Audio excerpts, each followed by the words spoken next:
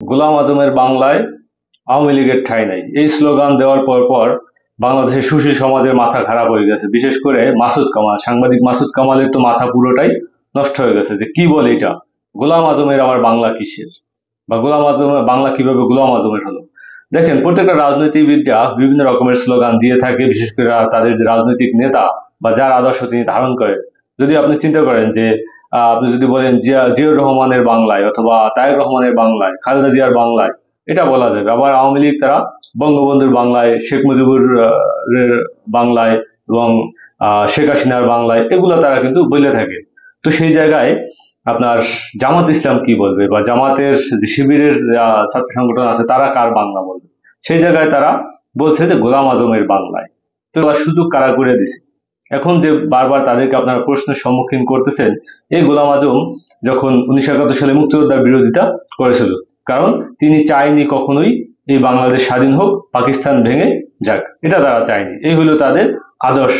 এবং তারা বিশ্বাস করেছিল যে এই বাংলাদেশ ভেঙে যদি আলাদা হয়ে যায়, বা পূর্ব পাকিস্তান যদি পাকিস্তান থেকে আলাদা হয়ে যায়, তাহলে এখানে ভারতীয় আগ্রাসন আধিপত্য বিস্তার করবে, বাংলাদেশ আর বাংলাদেশ থাকবে না, এটা একটা মানে স্বাধীন শুধু নামে, কিন্তু একটা পরাধীন ভারতীয় একটা অঙ্গরাজ্যে পরিণত হবে। এবং সেটাই শেষমেশ আমরা দেখতে পাইলাম। তো তারা যে সেই 1971 সালে যা আপনার জামাত যেটা অনুভব করছিল, সেটা কিন্তু ইতিমধ্যে ঘটে গেছে। আবার আপনি যদি চিন্তা করেন, অনেকে বলেন যে 47-এ দেশভাগের বিরোধিতাও তো করেছিল জামাত ইসলাম।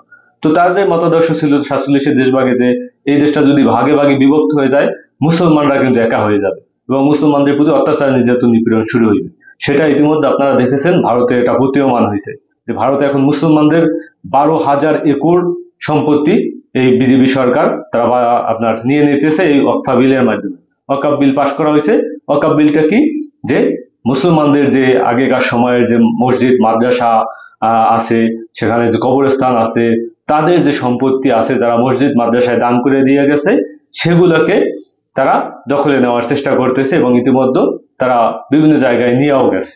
এই আপনার ভারত পাকিস্তান যুদ্ধের ফাঁকেই তারা 350টির মতো আপনার মাদ্রাসার জমি তারা দখল করে দিচ্ছে। এখন এই খবরগুলা 2-4টা মিডিয়া আসছে, সমস্ত রকমের মিডিয়া আসে নাই, তারা ব্যস্ত ছিল ভারত পাকিস্তান যুদ্ধ নিয়ে।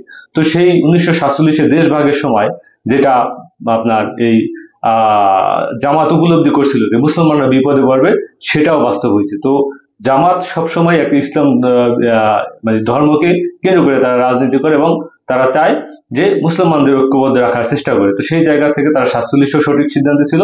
আপনার এই 1971 সালেও তাদের মতাদর্শ অনুযায়ী তারা সঠিক সিদ্ধান্ত ছিল। এখন এই গোলাম আজমকে নিয়ে যে প্রশ্নটা আসছে, গোলাম আজম তো পাকিস্তান চলে গেছিল 1971 সালে, যুদ্ধের পর গোলাম আজম পাকিস্তান চলে গেছে।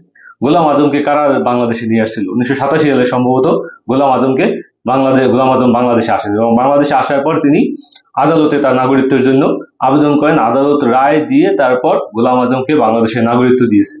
কারা দিয়েছিল? এই সুযোগ কারা করে দিয়েছিল? গোলাম আজমের সাথে কারা মিলেমিশে রাজনীতি করছিল? আওয়ামী লীগ, বিএনপি, দুটো দলই গোলাম আজমের সাথে মিলেমিশে তারপর রাজনীতি করছিল। তারা একই টেবিলে বসে তারপর তারা এই আপনার বাংলাদেশের রাজনীতি নেতৃত্ব দিয়েছে। কখনো জামাতকে দেখেছি আমরা আওয়ামী লীগের সাথে, কখনো দেখেছি বিএনপির সাথে।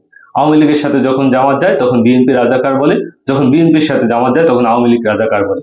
এই যে আপনাদের ক্যারেক্টার, এই ক্যারেক্টার এখন বাংলাদেশের মানুষের কাছে আসলে মুক্ত হয়ে গেছে। এখন আপনার বাংলাদেশ কার? আপনি যখন একটা মানুষকে নাগরিকত্ব দিয়ে দিবেন, যখন এই দেশেই কিন্তু গোলাম আজম জন্মগ্রহণ করেছিল, এবং শুধু তাই নয়, এই দেশে থেকেই আইয়ুব খানের যে স্বৈরাচার বিরোধী আন্দোলনে আপনার গোলাম আজম সস্তার ভূমিকা পালন করছিল, এবং তিনি কয়েকবার জেলও খেটেছিলেন। তো এই দেশে জন্মগ্রহণ করে তিনি এই দেশের নাগরিক ছিলেন। 1971 সালের পর যুদ্ধের কারণে তিনি আপনার পাকিস্তানের পক্ষে থাকার কারণে তিনি পাকিস্তান চলে যান। তারপর তিনি আবার আসেন, আবার তার নাগরিকত্ব তিনি ফিরে পান। তো তার নাগরিকত্ব আগেও ছিল, মাঝখানে তার নাগরিকত্ব করা হয়েছিল, পরবর্তীতে তিনি আবার নাগরিকত্ব ফিরে পাইছিলেন। তো সেই জায়গায় তাদেরকে নাগরিকত্ব দিয়েছেন এই আওয়ামী লীগ, বিএনপি আপনারাই দিয়েছেন, আপনাদের রাজনৈতিক স্বার্থের উদ্দেশ্যে তাকে নাগরিকত্ব দিয়ে তারপর এই জায়গায় আপনি তাকে বসবাস করার সুযোগ করে দিয়েছেন। তো এখন এই 2024 সালে আইসা তারপর বলতেছেন যে গোলাম আজমের বাংলায় বলা যাবে না। কেন? বাংলা কার? যখন একটা দেশের নাগরিক, সে সে তো এই দেশেরই নাগরিক, সে তো বাংলাদেশেই জন্মগ্রহণ করেছে, তাহলে তার বাংলাদেশ না এটা? তো সেই জায়গায় তাদের যে জামাত আছে, তাদের যে রাজনৈতিক মতাদর্শ, যারা এই গোলাম আজমকে ধারণ করে, যারা তার রাজনীতি করে, তাহলে তারা তো বলবেই যে গোলাম আজমের বাংলায়। আপনি যখন বলবেন জিয়াউর রহমানের বাংলা, আপনি যখন বলবেন বঙ্গবন্ধুর বাংলায়, তারা কি বলবে? তারা কার বাংলায় বলবে? তারাও গোলাম আজমের বাংলাই বলবে, এটাই স্বাভাবিক। তারা তো রাজনীতি করতে আসছে।